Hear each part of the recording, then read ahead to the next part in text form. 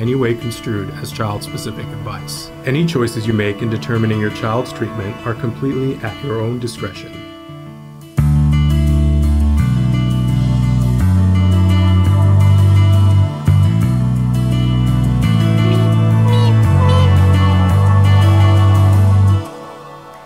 Good morning and welcome to Autism Live. I am Shannon Penrod and I am a proud pony. That is a parent of a neurodiverse individual. In fact, we're debuting this show on June 5th, 2024. So if you're watching the show, I am not actually here because it is my son's 21st birthday. So I am spending the day with him, but I wanted to do something here on the show that I felt was important. If it's his 21st birthday, I want to talk about something that's important. And so I wanted to talk about diet. And so today is one of those parent-to-parent talks where I'm going to go through a bunch of diets. I'm going to go through them quickly and then go back and talk about them in more depth. But I think it's really important that we consider diet in every conversation that we're having. And I'm happy to talk about that at length. But let's start by, first of all, welcoming you. We do like interaction, and I will look at the comments later. I'll look at them tomorrow because today I'm with my son and I'm not even going to turn on internet. But we're premiering right now on Facebook, on YouTube, on Twitter. Chris is going to start to show you on the screen some of the different ways that you could participate. You can be talking to each other. And as I said, I will go in and look at comments later on. If you want to say happy birthday to my son, you can. I will show them to him later on. We've got a full day planned, and then we're going to the theater this evening for a Broadway show, but here in Los Angeles. So it's not really Broadway, but it's Broadway. And then a bar. We're going to a bar. I don't drink, but we're going to a bar. So there we go. It should be hilarious. I will be the designated driver. All right. But anyway, so write in comments if you want to say happy birthday to my son. Don't forget, we're live on Facebook, YouTube, Twitter right now, and then later on the show will be podcasts for perpetuity so that I can embarrass my son when he's 38. Show him the video where we talked about going to a bar when he's 21. I don't know how that would embarrass him, but anyway. When you download us, because we're a free podcast wherever you get your podcasts, but there is a cost that happens when you download. It's free to you, but there is a cost. That's why we have sponsors. And so you will hear advertisements on the podcast. I hope you will embrace them with your full heart because that's what's making it free for you. However, if you would like to experience the podcast without ads, we have a way for you to do that as well by going to glow.fm/autism live. When you go there, they will put your credit card and $5 a month. They will exchange that for an ad-free version of absolutely everything that we put out from Autism Network. That's everything on Autism Live, everything on Ask Dr. Doreen, all the newer podcasts. It's absolutely everything, and you get it ad-free automatically. glow.fm/autism live. Okay. So there is all of that. Let's start to talk about diet, shall we? Because this is a pretty key thing. Let's go ahead on to our next slide there. We have to do a disclaimer here because, obviously, I am not a doctor or a nutritionist. It's important to do your own research and talk with your medical professionals, of course. Everybody is different. There is no one perfect diet for everyone. I have parents often at a conference, they'll say, okay, I can only do one diet. What is the only, what's the one diet? And I don't like how there is no one diet that's good for all of us, right? Anyway, so, and then I'm really blind today. I need you to full screen it for me again, Chris, because I have no idea what the fourth disclaimer is. Oh, nothing in this presentation is meant to represent medical advice. Okay, that sounds very disclaimer-ish, doesn't it? Because it is. Right. This is a parent-to-parent talk. Just to be completely clear, that's what it's meant to be. When we do parent-to-parent talks, It's meant to be like if we were sitting and having coffee and I just have had an experience, I'm going to tell you what it is. You tell me what your experience is, and then you decide what you're going to do. So not a doctor. Don't even play one on the internet. Yeah. But we've been through a bunch of different diets with my son and with myself, because I have a significant amount of gastro issues and plagued my life.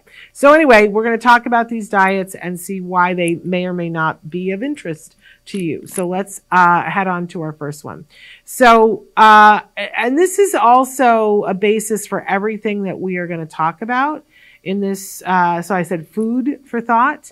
That I love. Lisa Ackerman from Taka is the first person that I ever heard say this. And I didn't understand what she meant the first time she said it. She said, garbage in, garbage out. And basically what that means is let's have some consideration of what we're putting into our bodies and into our children. Because if we expect high level things to come out, then we would only put high level things in, right? Because nutrition matters. And I stand by this. What you digest does affect what you think, how you communicate, learn, react, feel. It absolutely does. I love, is it Louise Hay who used to say that what you think becomes what you say, becomes what you do. What you think becomes what you say, becomes what you do. So your thoughts have an effect on everything that you do. And I remember thinking, that's a powerful, powerful statement, right? But how about what you ingest? What you put in your mouth and swallow also has an effect on what you think, what you say, what you do, how you feel. And I remember that there was a time and a place when my son was diagnosed, and this was hotly debated, because it gets hotly debated like every 8-10 years, right? And a lot of people, the first books, Karen Sorosi's book came out about diet and the gluten-free diet, and and then Jenny McCarthy said something about diet. And I remember somebody that I had previously really respected said, that's ridiculous. That, what the type of bread that you eat has absolutely nothing to do with this child's autism whatsoever. And I loved that Jenny McCarthy came back and said, how could you make a sweeping statement like that? Who are you, a man of science or not? If we were to give this child a beer, do you not think that how they interpret the world and how they communicate would change? So if that's true, can't that be true of other substances as well? I thought that was brilliant. Chalk up one for Jenny McCarthy. And it really reminded me that when I eat certain things, I don't feel well. And that changes how I react to the world and what I'm capable of. So if you do not agree with that type of thinking, that what you eat affects how you feel, this is going to be a rough conversation for you today. And I feel for you, but I would ask you to consider, do you just have a steel stomach and you can eat absolutely anything? And I guess that there are some people that are like that, but I don't think so. I don't think so. I love my one roommate who was like, I love to fly. Flying is fun and I never get sick flying. And then she would always say that. We'd get on the plane and I would go, oh, I'm a terrible flyer. And I always get car sick and I don't, right? And I would be fine the whole ride. And I would be holding the barf bag for her because she threw up every single time we rode on a plane together. I think sometimes people just go, no, but I love this and it doesn't affect me, because they love eating that thing and they aren't noticing that they spend the next 2 days in the bathroom. I don't know. I could be wrong. I'm not a doctor or a nutritionist.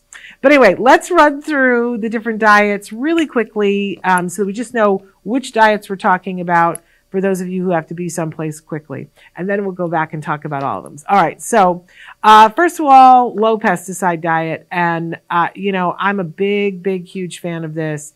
Notice I didn't say no pesticide because I'm being a realist now, but low pesticide diet. And if you have someone in your life that you love that is having issues with focus or ADHD, I gave you a link there to go and look at why low pesticide diet. We'll talk about this more in a second. Let's go on to the next one. Oh, GFCF, the gluten-free, casein-free diet. Yes, a lot of people, not everybody, find that there is a good bang for their buck there. So we'll talk about that and the opiate effect. The Finegold diet. Now, this is a diet that we had not been talking about very much, but it was I think it was one that helped my son. So we're going to talk about that. And a modified Finegold. Let's go on to the next one. The specific carbohydrate diet. We're going to talk about that. Notice all these colorful things that I put pictures of, which are things you don't eat on that diet. Okay, let's move on to the next one. We're going to talk about the keto diet and why there is a resurgence of people thinking that keto might be helpful with autism-related issues. Let's go on to the next one. The GAPS diet. Ooh, we haven't talked about that in a good little while. That's a very specific, intense, I'll say that, diet. Let's go on to the next one. The low oxalate diet. Yes, and I think have we got one more or is that it? Yes, everyone is different. Okay, so again, disclaimer, everyone is different. So one might be better, but you'll see that a lot of these have overlap. And then there are a couple of standalone in different diets where there are specific things that you have to eliminate that you wouldn't with the other ones. So let's go all the way back now to the low pesticide diet. Let's talk about this because this makes me full on crazy that I didn't know this at a certain point in time in my life. What you see on the screen there, I suggest taking a screenshot of it, this is an overview for a whole bunch of studies, and the date on it, I think, is 2011. That there were a bunch of studies that came out, and so this is an overview of all the studies that came out showing the different degree that pesticides have on ADHD and autism behaviors. Okay, so let's back the bus up for a second because it was 2011 when I first came to work doing Autism Live. And there was a gentleman who I was working with who at one point, we were talking about autism, and he was like, well, but the pesticide thing. And I was like, what? Like it was not on my radar. And then every time we'd be in a conversation, he would bring up the pesticide thing. And I just kept looking. I said, what are you talking about, the pesticide thing? And he was like, you didn't see the new study that just came out? And so the next day, there it was on my desk. And basically, it was a study about organophosphates, which is a type of pesticide, and about what organophosphates do. And I was full down the rabbit hole after this. And basically, I always thought, I like to be a wordsmith and think about words. What do they mean and what do they do? So pesticide, pest, which is bug, side is kill. Pesticides kill bugs. Pesticides don't kill people, right? Because if they did, there are some pesticides that kill people and they have the big, signs on them with the skull and the crossbones and it's poison, and we would never feed that to a child, nor would we put that on a vegetable or a fruit and give it to a child, right? Everybody knows this. That would be barbaric. That would be inhumane. So what's the big deal with pesticides? And I read about organophosphates. Guess what? They don't kill bugs. A lot of the pesticides that are used commercially in the United States right now do not actually kill bugs. What they do, they are neurotransmitter disruptors. But that doesn't look good on a bottle, right? Not even just bug, neurotransmitter disruptor. If you were looking on a shelf and it said, buy Raid, neurotransmitter disruptor, would you buy that? Because wouldn't you think, well, wait a second, if this is disrupting the neurotransmitter of the bug, is it doing it to my child? And guess what the answer is from the research? Yes, it is. It most certainly is. So the study looked at it a little bit further and said that if you put a certain amount of pesticide on for the bugs, and bugs are little bugs, right? You put a certain amount of neurotransmitter on it, and what it'll do is it distracts them, It distracts them so they don't eat. And what ends up happening is they die of starvation. Excuse me, what? It causes them to not be able to focus on the things that they should focus on for survival. That's what it does to the bugs. If you pile more pesticide on that is required, first of all, you put a little bit on, it's going to disrupt them. You put a little bit more on and it makes them hyperactive. It makes their legs move more so that they are even more distracted and they die quicker from the starvation. Oh, excuse me. And then if you pile even more on, it will disrupt to the point where their legs move faster and faster and faster to the point where the brain can't keep up and they lock up and freeze. And now their legs don't move and they become catatonic and they cannot eat and they die. This is how these pesticides kill bugs. And of course, you start to go, ooh, this doesn't sound good. I would not give that to my child. And they looked specifically at children in 2011. And the pesticide load in their body. First of all, we know that if you are around pesticides, not necessarily ingesting them, around pesticides and or ingesting them, your body eliminates it, right? It is something that's not productive, so it eliminates it through the urine. And we can see, you feed a child something with pesticide residue, they pee a few hours later, and we can see that residue in their urine. Direct correlation between these two things, the amount of pesticide in your body and the amount of pesticide in your urine. Okay, so they decided to take that and go, let's play a little bit with this and see it. Let's have behaviorists chart behaviors and compare with the amount of pesticide in the urine. And in all of the kids, depending on the amount of pesticide residue in their urine, it did directly correlate to more ADHD behaviors, more fidgeting, less ability to focus, all the things that we don't want for our kiddos directly correlated to the amount of pesticide residue in their urine. When you hear that, it's very hard to go back, right? So I really recommend a low pesticide diet for our kiddos. Again, I don't say no because I think that that's unrealistic, right? I was just at a nursery yesterday, was going to buy some organic bean plants and they didn't have any. And I said, you don't have any organic ones? And the guy said, well, we have the conventional ones and they're not really any different. And I said, don't tell me that. And he said, no, there's stuff on everything. And I was like, stop. I don't want to hear that. But I asked specifically and he said, well, if it's certified organic, that means that we can't do, and he went through and I went, yeah, I want at least that. Give me that. So I know sometimes it's really hard to do a low pesticide diet because you feel like your life is out of control and you're someplace and it's like, I needed to get something to eat. And there are some easy guidelines that the Environmental Working Group does something called the Dirty Dozen and the Clean 15. And basically they do studies every year because every year agriculturally it changes. Sometimes there's a blight on apples, that there's some apple fly that comes and they're decimating crops. And in order to save the economy and save the crops, they'll end up spraying, right? And so conventional apples that year have tons more pesticide on it because there was some sort of apple fly blight, right? Whereas other years, if they don't need the pesticide, they don't put it on, right? So I always have it at the ready. And it's funny because I was at the store the other day and there were just a bunch of things I couldn't get organic strawberries. I was like, what is the deal with why are there no fresh organic strawberries? I was at Whole Foods Market. They didn't have a single organic fresh strawberry. And I thought, well, let me pull out the Clean 15 and look it up because maybe it's on the Clean 15 list. It wasn't. It was at the very top of the Dirty Dozen. And you know what that said to me? We're not getting strawberries today.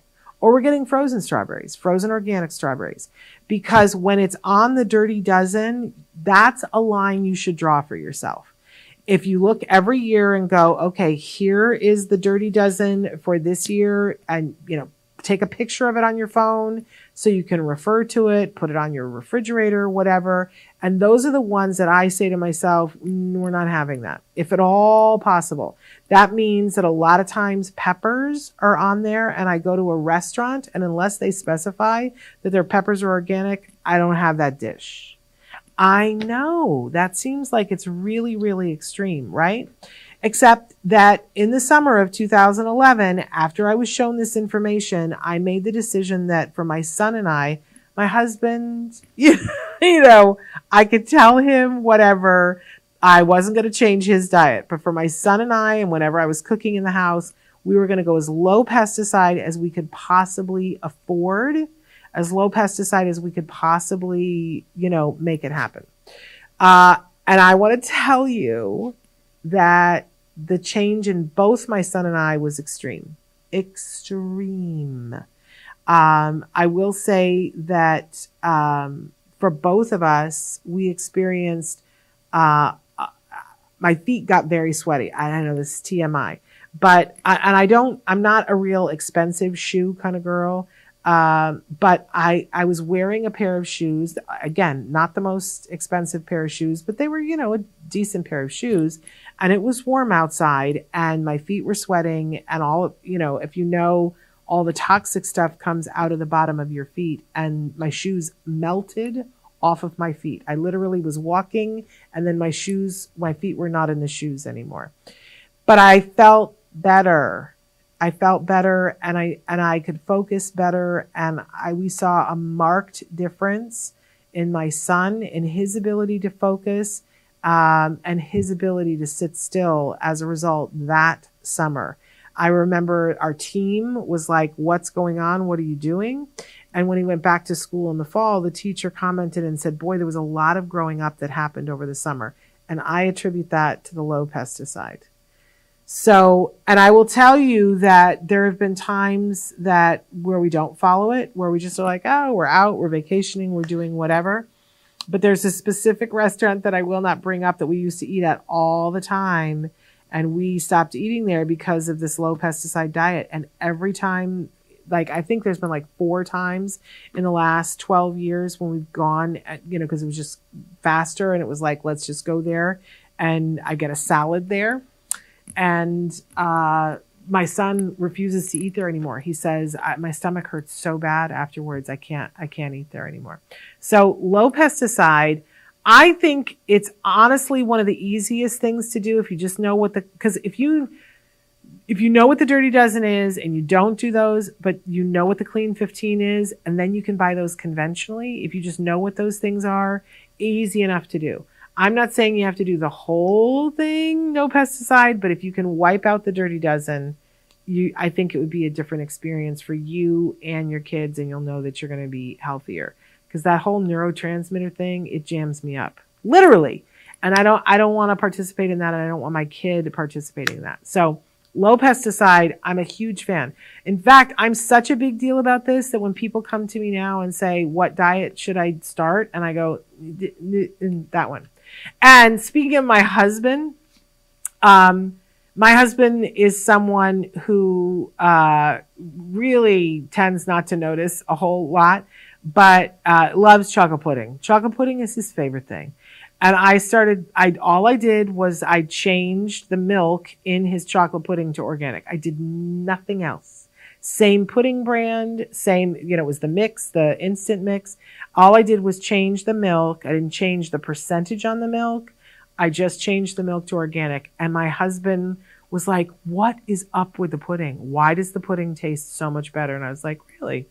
Really, does the pudding taste better? It's organic. And he was like, stop it.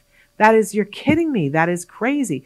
And by the way, organic milk, if you're doing milk, it stays like you think it's a mistake. You go to buy the milk and the date that it says on it, you're like, it can't possibly be. It's like 2 months from now. It stays fresher longer. There you go. Tell me why we have the pesticides. I don't know.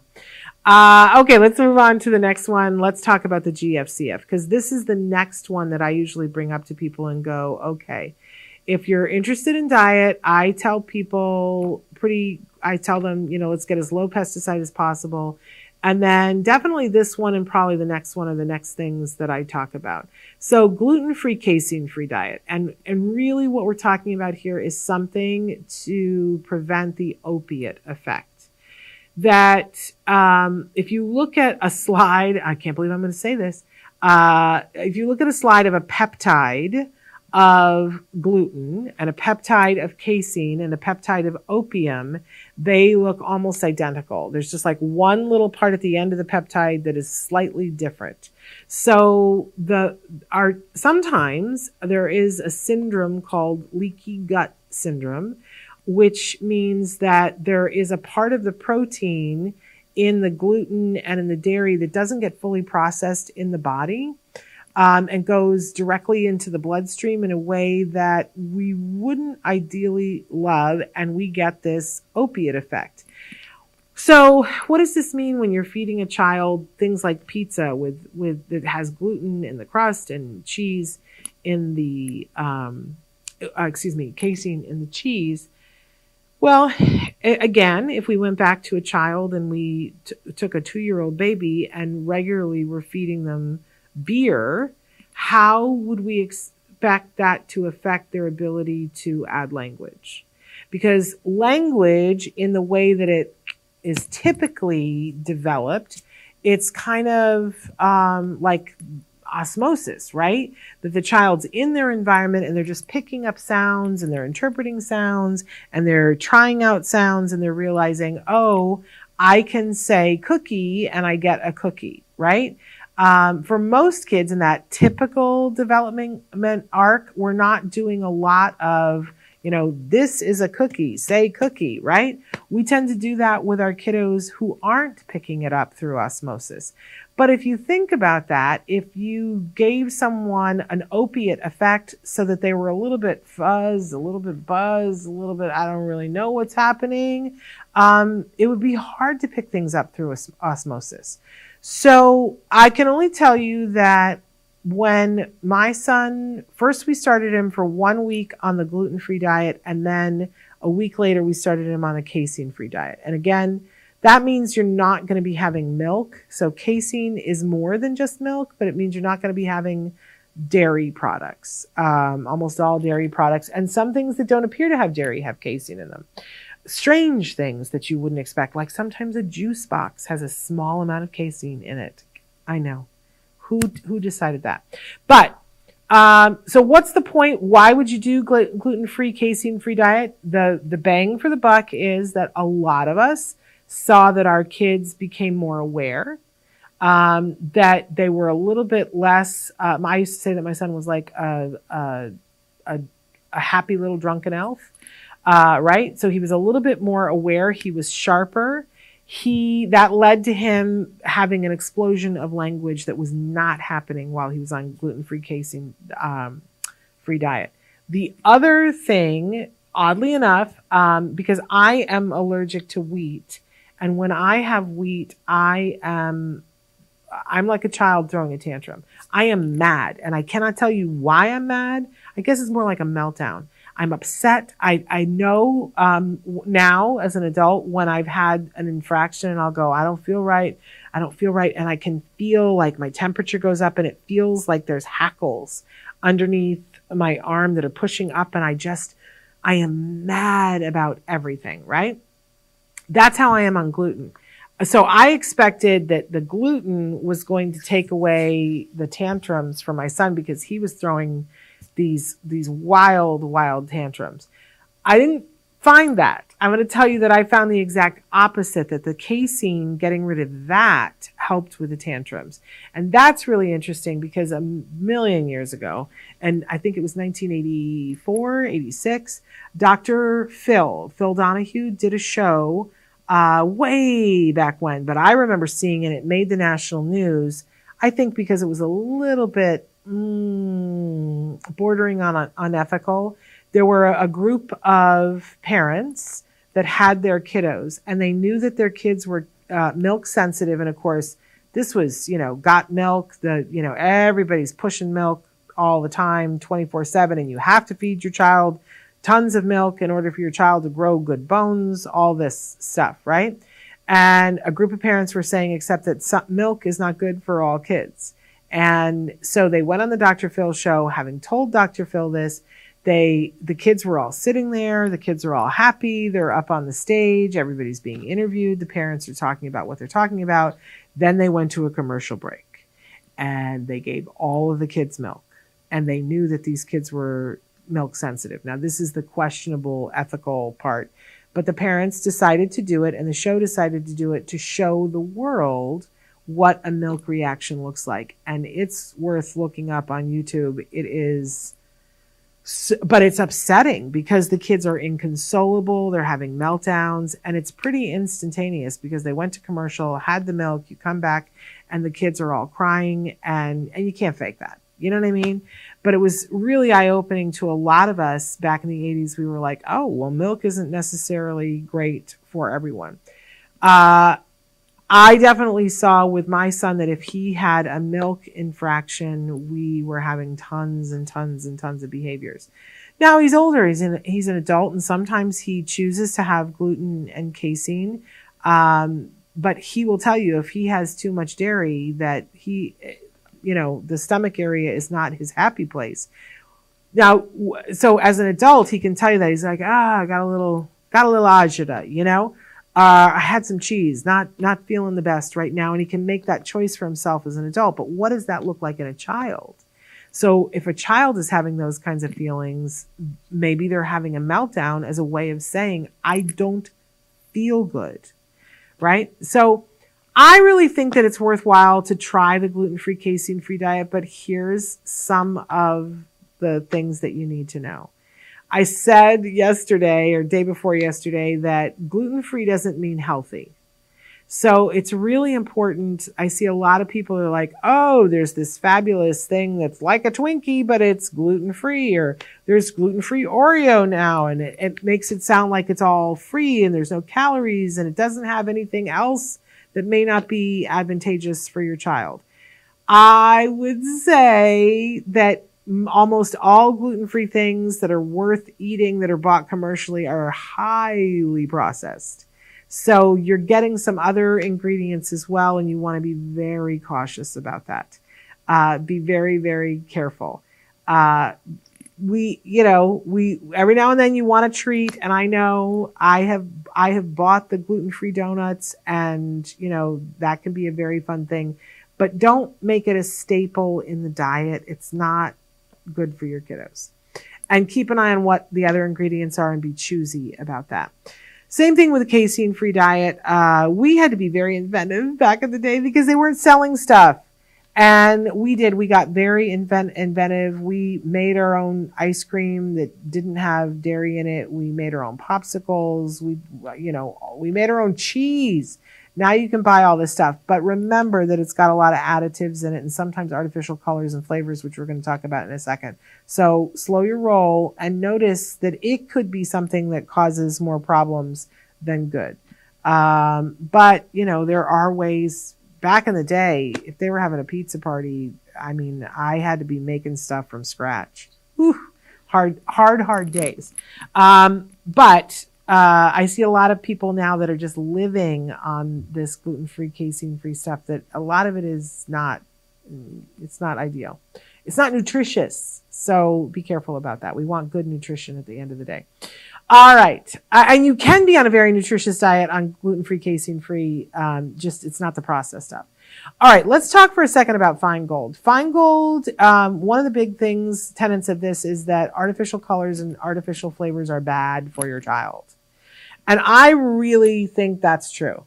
I think that there are a lot of artificial colors and flavors that we still have in the United States that we allow, that the FDA allows. And yet, if you were in any other country in Europe, they would tell you that is not good. That's a petroleum product. You should not be feeding that to your child. That has no business being in a child's product. And yet, our FDA is allowing it. I don't really understand that.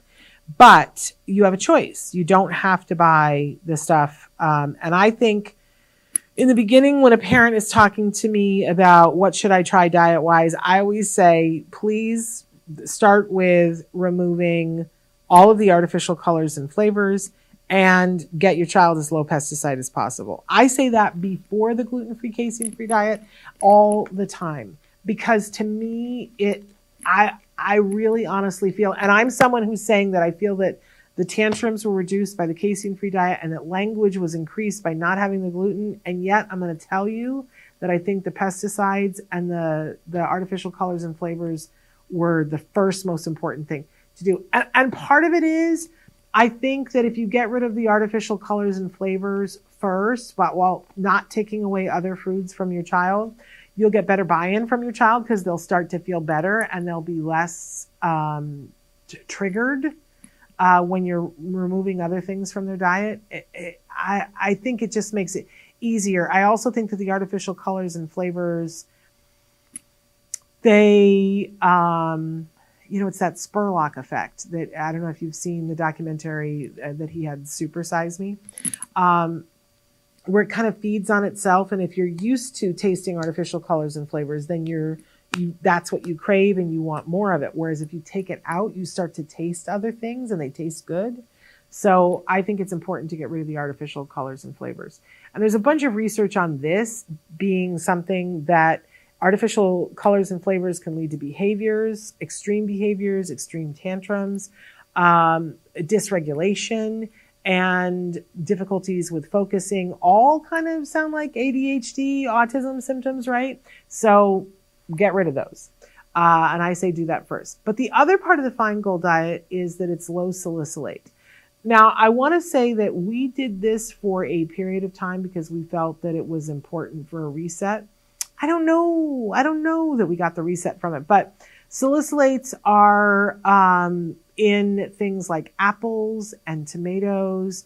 And we saw that my son, whenever he would eat any of that stuff, he would get that red ring around his mouth because it was like burning the skin. But we also saw that he was gastrointestinally being affected by it as well. So we did take those things out of his diet. There were no grapes, there were no apples, tomatoes. I'm trying to think what else. But those were kind of the big ones that were kind of a bummer for the age that he was at. And so we took those out for probably a year, maybe, and then slowly added them back in. And he ceased having a problem with them when we added them back in. But all the other things were already gone. So I don't know whether his system had had a chance to recover or if it wasn't that big of a bang for the buck. But we did stop having the red ring around the mouth when he was eating those things. So I always say that he was on kind of a modified Finegold, and because Finegold can be pretty strict. There's also a reduction in just plain sugar in the Finegold diet, which I think is beneficial for our kids as well, because a certain amount of sugar is not evil. I think that artificial food colors and flavors are evil, but sugar is not evil, but it should only be had in such a small amount, and our culture just wants to put so much more in it. I know it tastes good. And we want our kids to be happy, but we want them to be happy in the long term. Okay, let's move on to the next one. The specific carbohydrate diet. Now, this is a low carb, no dairy, no processed foods diet. So after we went gluten-free and casein-free and we were on the modified Finegold, we found that we got to a place where we were stuck. And my son was still having a lot of gastro issues. We had made a certain amount of progress, but we kind of had flatlined. That everything that they were doing with him, he was maintaining beautifully, but he just wasn't, he had been soaring. He'd been learning so much so quickly. And then it just kind of, we weren't losing anything, but we wanted more. And we came to understand that our son, he still was in that mode where he would just burst out laughing over nothing. And on the one hand, you go, well, I want my child to be really happy, but I mean, like literally like drunk, like sitting on the floor, and he would keel over and laugh. And I started asking questions about yeast and yeast overgrowth. And we eventually arrived at the specific carbohydrate diet. Now, it's not the only yeast buster protocol, and we were doing other things for the yeast as well, but really brought home to me, we were at the pool one day because there was a pool in our HOA. And one of the things that I would do to get my son to get out of the pool is that I would talk about what we were going to have for dinner. And I said, okay, 5-minute warning, because we're going to go home and we're going to have, chicken. We're going to have chicken tenders that I would make myself, that were coated in, a gluten-free breadcrumb, and then fried up. And I said, so we're going to have, chicken fingers, and we're going to have mashed potatoes, and we're going to have corn. And because these were all of his favorite things. We were going to have corn on the cob, and it was like one other thing. And the person in the pool who was just a neighbor was like, oh, he likes to eat white things. And I went, what? Those aren't white. I mean, corn is not white. And she was like, well, it is on the inside. Right.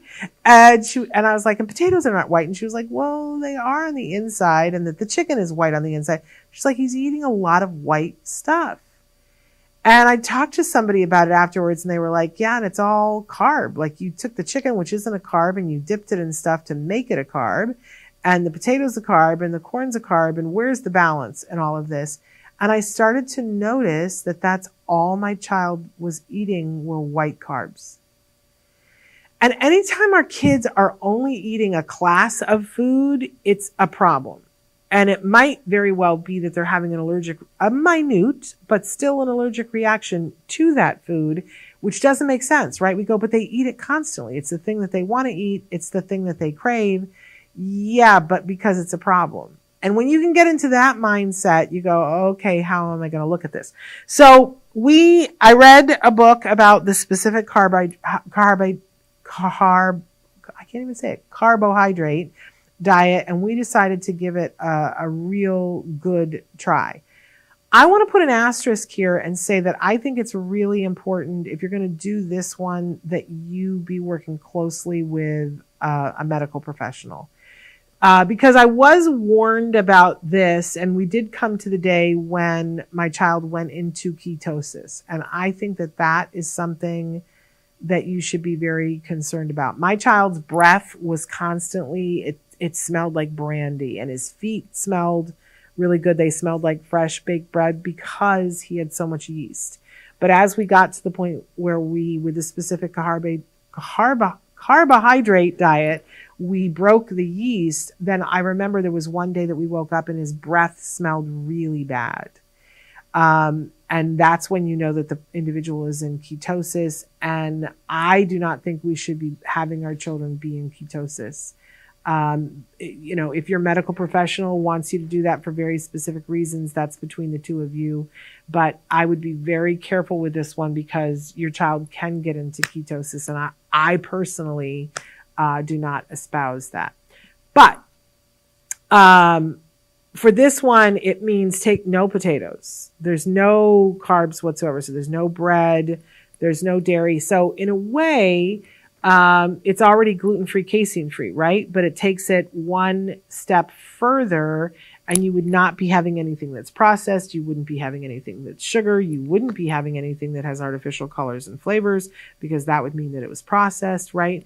So it was a lot of eating whole food things. In the beginning, for the low specific carbohydrate, there were no rice, right? Because that's a carb, but you can work your way back up to that.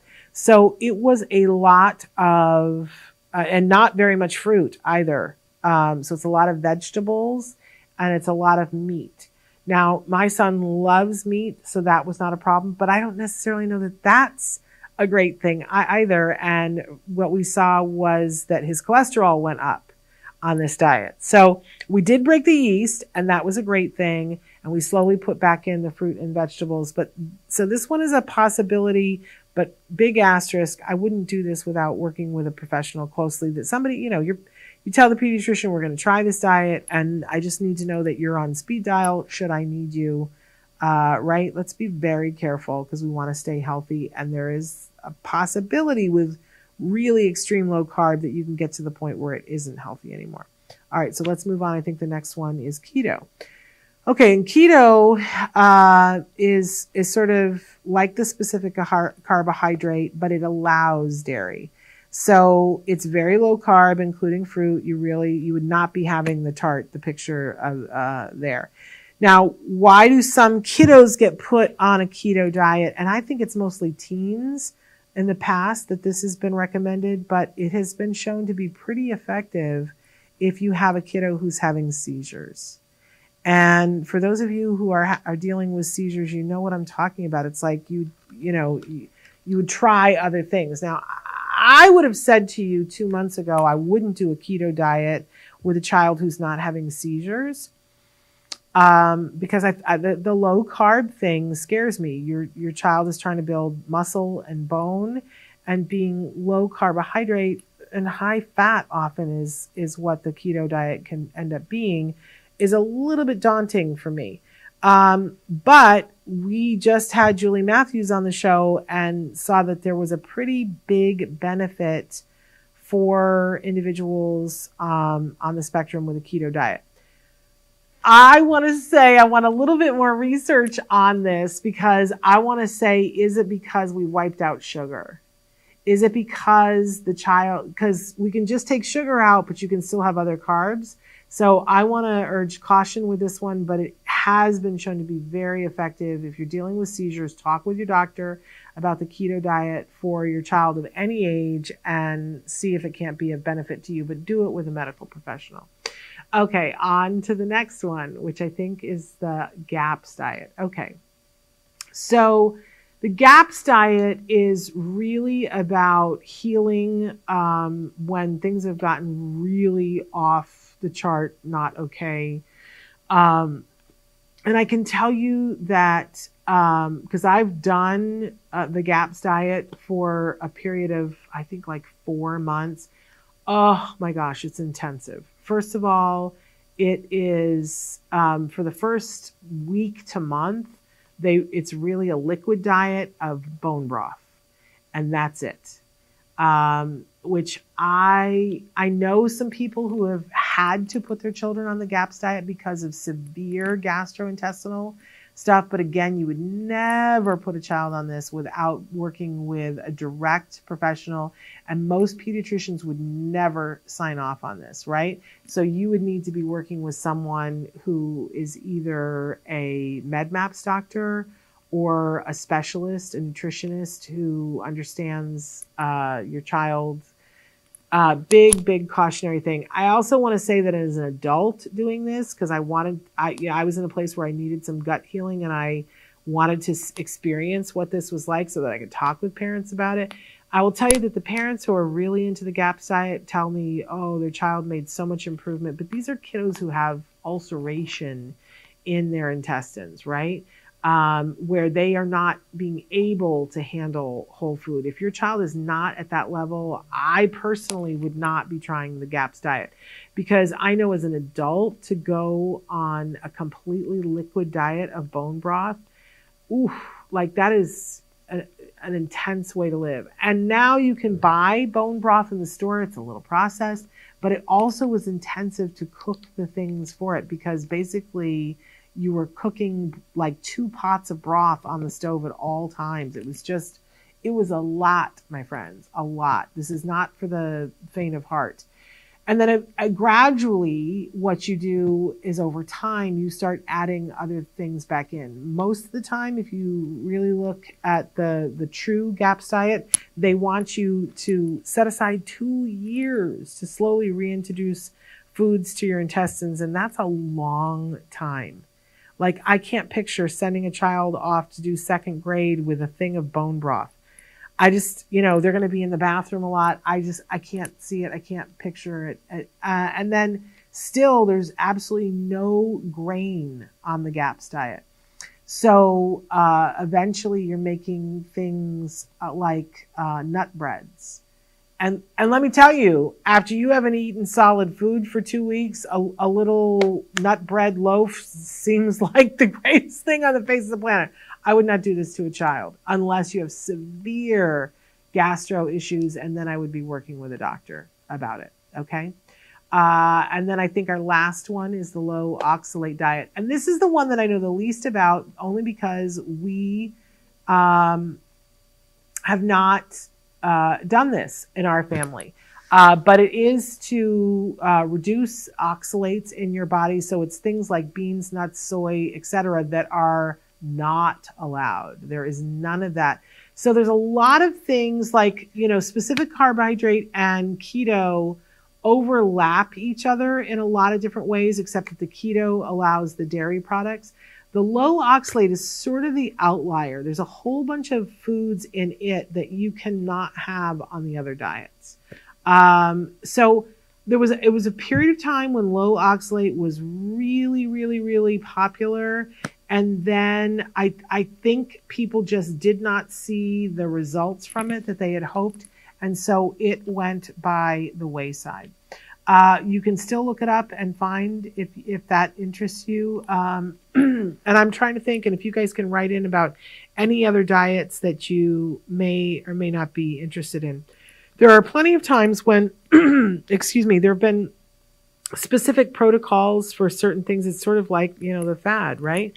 That over the years, we've seen different protocols for yeast that involve diet.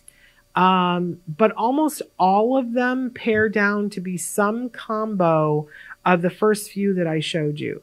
That, a gluten-free, casein-free diet, taking out the pesticides, but also taking out the artificial food and colors and flavors like Finegold, taking out some measure of processed food, taking out some measure of sugar, especially processed sugar. So if we think about this, and as we go to our last slide here, my reminder to everybody that everyone is different and that it's important to be happy and healthy. That is critical. And food is love, so it makes it really hard, right? That on the one hand, there are some things that, let's just take an example of, I love banana cream pie. Oh my gosh, I think that banana cream pie is one of the great, great joys in life. And I don't know why everybody doesn't love banana cream pie and want to have it on a daily basis. Well, okay, I'm allergic to wheat. I'm allergic now to dairy, and I am horribly allergic now to bananas, like go to the emergency room. So I'm not going to eat banana cream pie again in my life, unless it's the very last day and we want to kill me. Do you know what I'm saying? And, that's a bummer. There's a hand cream that smells like banana cream pie. And occasionally I like to visit the store in the mall where I can smell it. I don't keep it around because it's torturous to have it too much around. But, to smell it and be like, yes, I remember that from my past. Sometimes when we decide that a food isn't good for our children in the moment, they're in that mode of, I want it, and I don't understand why I can't have it. Why can't I have the black jelly beans? Well, the black jelly beans have this food coloring in it, and every time we give it to you, you are inconsolable an hour later. Somebody has to be the adult and say, we're not giving the black jelly beans to this child anymore. The thing is, it's really hard to know. And that when you're in the space of, I don't know what is setting my child off, it's hard to make decisions and it's hard to deny them something when you're like, I just don't know. That's why I think it's important to be open and willing to try things in a kind and gentle way that isn't about automatic, overnight, everything is different. So if we start with the pesticide one, your child should not even know that you've done it. It might mean not going to a certain drive-through, and that they'll notice, but the food that you actually put in front of them should not look or feel or taste any different. It might taste better, like my husband with the milk, right? So I think that that's an easy one. Then the artificial color and flavor, if there are things that your child has been eating that are very specific, like I know everybody's into those yogurts now. Oh gosh. That's a convenience food that your child would eat. And if you are into the yogurts, I want you to look at the yogurt and go, what is in this? And if it's not organic, there's 100% pesticides in it. If it's got sugar in it, like whatever health benefit it was for your child, it's basically empty calories. And if it's milk in general, that may not be the best thing for your child. For that, it's going to be rough. If they are living on those little squeezable yogurts that the kids love so much, you're not going to be able to find a comparison to that. You're going to have to disrupt their life a little bit. But I always say distraction. Distraction is the best way to change diet. It's the best way to change anything, right? That I think of my friend who couldn't get her kids to eat vegetables. And they went on a Disney vacation. And I think they were at Alani. And there was one thing that one of her kids ate every single day, and they didn't have it. They just didn't have it at the resort. They didn't have that one thing. What was she going to do? Leave the resort and go, shop around Hawaii to look for the one particular? It was like, no, this is what they have. And she wasn't defensive about it. There wasn't a big lecture. She was like, I'm sorry, they just don't have it. But there were other things that they had. And by the end of the week, she said, it's not that my kids don't like vegetables. My kids ate so many vegetables, and they ate fresh fruits, and they ate all these things. But I believe the whole thing about that's the only thing that they'll eat. They tell me it's the only thing they'll eat. So I buy it, and it becomes this treadmill of, so of course it's the only thing they eat because that's what I bought. So take your children on a vacation for 2 days and oopsie, forget the thing and we're just going to have to try something else. And if they have emotion about it, let them have emotion about it. It's not forever. It's trying something new. See if you can, and you don't have to go on a vacation and go, to Hawaii to do that. You can go on a day trip. You can pack a backpack filled with whatever it is. And you can go, as our guest on Monday said, go take a forest trip and go, walk in nature. And we have the stuff in the backpack, and there is no grocery store. Your child will have the feelings that they have, but it's amazing what kids will eat when they're hungry. Absolutely. I always tell the story about going to IKEA one day, and I didn't bring the diaper bag, and my son was starving, just starving. And I ordered him something, and I think I ordered him 2 eggs, and I ordered a big plate of vegetables for myself, steamed vegetables, and went to sit down and eat them. And my child was jamming the vegetables into his mouth. And somebody came up to me. They're like, how do you get a child?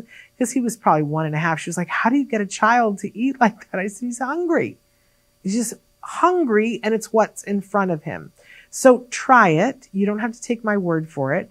Look up your Dirty Dozen, your Clean 15. Put some fresh cut up vegetables and fruits in your house. There's that witching time of the afternoon when kids get hungry. They want a snack. Their little bodies need a snack before dinner, and you don't want to ruin dinner.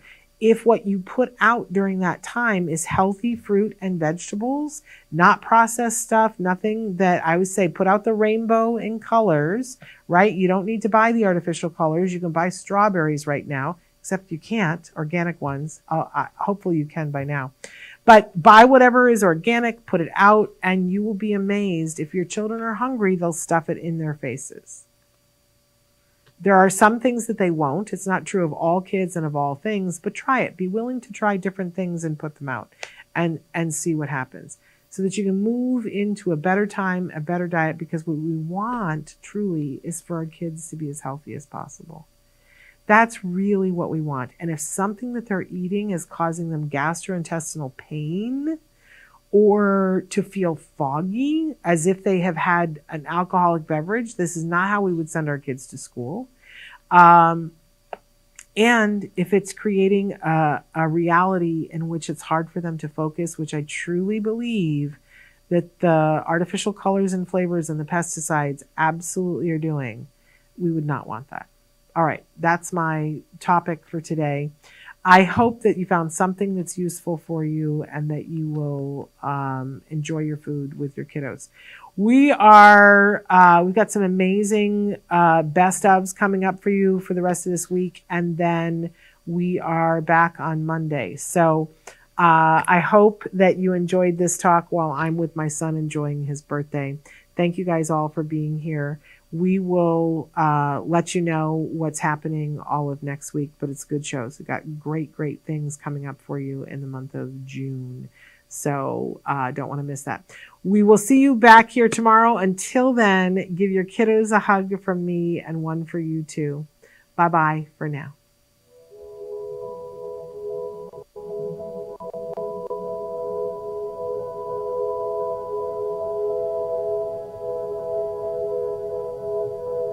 If you found anything helpful in this video, please give us a like. In fact, make sure that you smash that subscribe button on YouTube and give us a like on Facebook. You can also follow us on Twitter and on Instagram for important updates. And please download our free podcast wherever you get your podcasts. Thank you so much. See you next time.